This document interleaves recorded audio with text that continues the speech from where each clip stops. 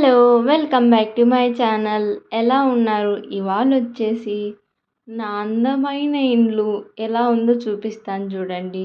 చిన్న పిల్లలున్న ఇంట్లోనే ఇలా ఉంటుందా? లేకపోతే అందరి ఇళ్ళల్లో ఎలా ఉంటుందో నాకు తెలీదు గానీ, మా వాడు రాకముందు మా ఇల్లు చాలా అందంగా, నీట్‌గా పెట్టుకునేదాన్ననమాట.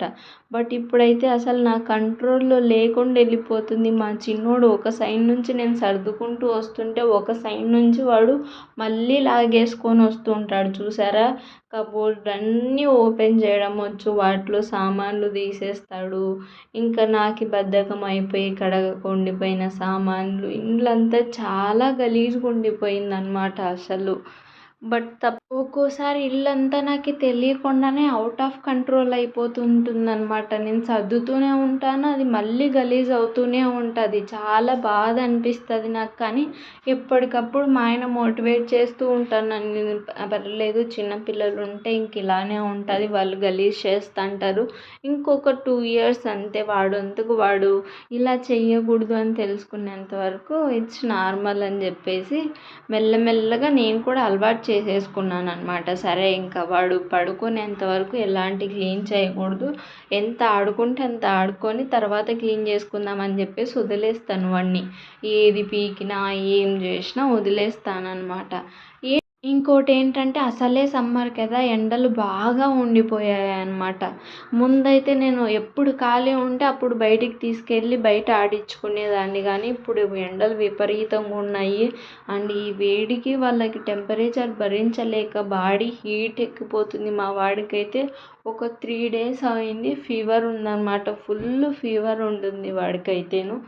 బట్ పర్లేదు. అండ్ స్కిన్ ర్యాషెస్ కూడా వస్తున్నాయంట. మీ పిల్లలకి కానీ మీకు కానీ అబ్జర్వ్ చేసుకుంటూ ఉండండి. మాకు చెప్పింది డాక్టర్ ఏంటంటే, ఈ స్వెట్ వల్ల, ఇంకో బాడీ హీట్ వల్ల కొందరికి స్కిన్ ఇన్ఫెక్షన్స్ ఎక్కువ వస్తూ ఉంటాయన్నమాట. అవి చాలా ఇబ్బంది పెడుతూ ఉంటాయంటూ. మీరు ముందుగానే ఒకవేళ మీ పిల్లలకి అలా ఏమన్నా కనిపిస్తే గిన అబ్జర్వ్ చేసి ముందే తీసుకెళ్ళండి. డాక్టర్ అదే చెప్పాడు.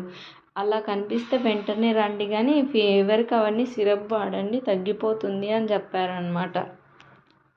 అందుకే నేను అస్సలు బయటికి తీసుకెళ్ళట్లేదు. ఓన్లీ ఈవినింగ్ 5:30, 6 తర్వాత తీసుకొని వెళ్తానన్నమాట. అప్పటికి కొంచెం కూల్ అయిపోయి ఉంటుంది కదా, ఇంకా అప్పటి వరకు ఇంట్లోనే వీరంగం చేయాలంటే ఈ మాత్రం అవుతుంది మరి. నాది ఇంకొక మెయిన్ రిక్వెస్ట్ ఏంటంటే, ప్లీజ్ ఈ వీడియోకి లైక్ చేసి సబ్స్క్రైబ్ చేసుకోండి. మీకు నచ్చితే గిన నాతో చాలా లాంగ్ వీడియోస్ కూడా అప్లోడ్ చేసి అవన్నీ చూడండి. మీకు యూజ్ఫుల్ అనిపిస్తే నా ఛానల్ వల్ల ఖచ్చితంగా సబ్స్క్రైబ్ చేసుకోండి. ఇంకా బాగా నచ్చితే ఒక కామెంట్ చేయండి, ఓకేనా? ఇంకా మొత్తం మిర్రర్స్ అవన్నీ కూడా క్లీన్ చేసుకుంటాను. మా వాడైతే అద్దంలో చూసుకొని తెగ మురిసిపోతుంటాడు అనమాట. వాడు అద్దంని పట్టి పట్టి పట్టి అదే గలీజ్ అయిపోతూ ఉంటుంది ప్రతిసారిను.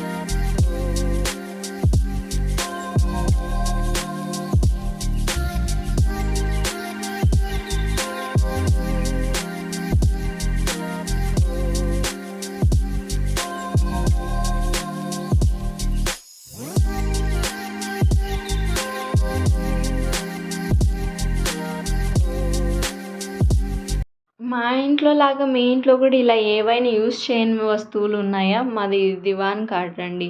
మేము అస్సలు యూజ్ చేయమన్నమాట. ఓన్లీ వీక్లీ దాన్ని తుడుచుకోవడం, బెడ్‌షీట్ చేంజ్ చేయడం తప్పించి, మా ఆయన ఆఫీస్ బ్యాగ్ ఒకటి దానిపైన వేసి ఉంటాడు. అంతకు మించి దానివల్ల ఉపయోగమే లేదనమాట. ఎప్పుడైనా ఎవరైనా గెస్ట్స్ వస్తే దానిపైన కూర్చుంటారు తప్పించి, మనమంతా కింద పడుకునే బ్యాచే అనమాట. అట్లాంటివి ఏమి యూజ్ చేయము అసలు. ఊరికే జస్ట్ ఉందంటే ఉంది సోకుకి. మీ ఇంట్లో కూడా ఇలాంటి వస్తువులు ఏదో ఒకటి ప్రతి ఒక్కరి ఇంట్లో ఉంటాయన్నమాట, ఏదో ఒక మూల.